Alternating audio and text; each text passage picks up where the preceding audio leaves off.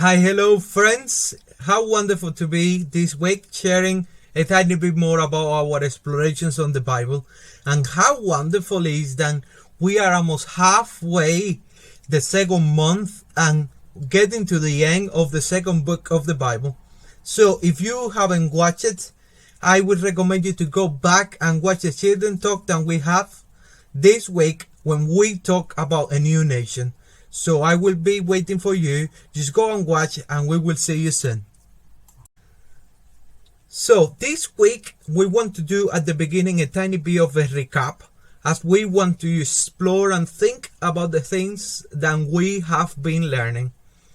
Do you remember that at the beginning we learned about creation and everything good, then sin and things like that? Well, imagine that you are in a cave and you shout inside the cave, "Hello!" And you hear the echo say, "Hello, hello, hello, hello, hello." Well, in the Bible, when we see some things, we can imagine that we are in the cave and we ask, "Hello, hello, hello," and we hear the echo.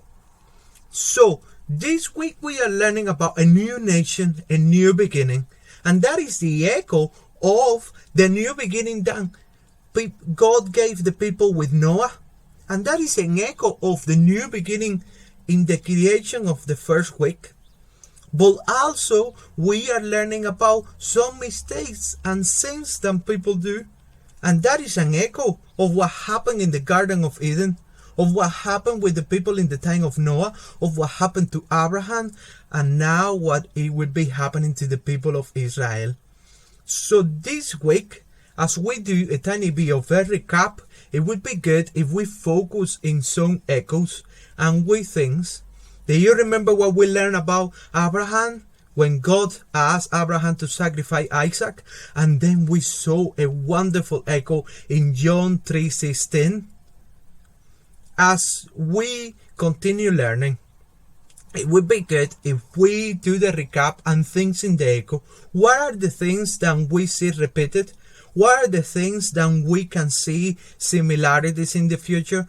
And as we do that with the recap, and we think about Genesis and Exodus and how wonderful it is that we almost complete the first two books of the Bible, things and how Genesis and Exodus and these stories that we see have an echo in the rest of the Bible. And that is something to explore this week. So, what did we learn this week? This week we learned about a new nation, about the people of Israel having finally a place and God carried them through. They have a tough and difficult time, and this is a time when they have a new beginning and a new opportunity to have things right with God. As this week to your family and as we reflect, what do you think is going to be happening? Do you think this new beginning is going to be all right? Well, this week, as we're exploring our book, we are going to get that after salvation, obedience is really important, as we learned that yesterday. Obedience to the glory of God, obedience for the benefits of others, God glorious house and God glorious name. And so, the big word of this week is obedience. You can spell it, you know. And last week, I posted a wee video of Arlo and the Great Cover-Up. How about you watch that again this week and reflect on how important it is to be obedience to God and being obedience to the stuff that He asks us to do.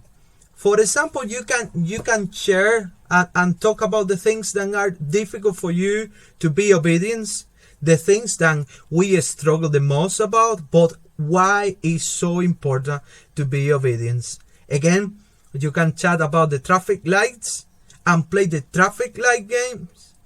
What is important to be obedient to the traffic lights and stay when the light is red?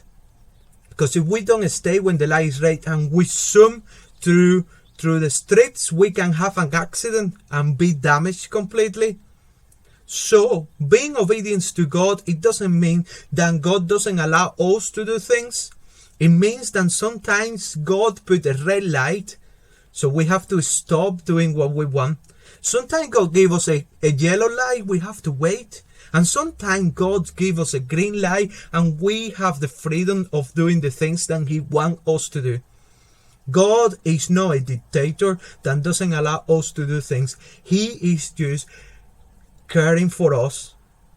As the traffic lights are not a dictator. If you want, you can run across when the light is red, but it's not going to be good for you.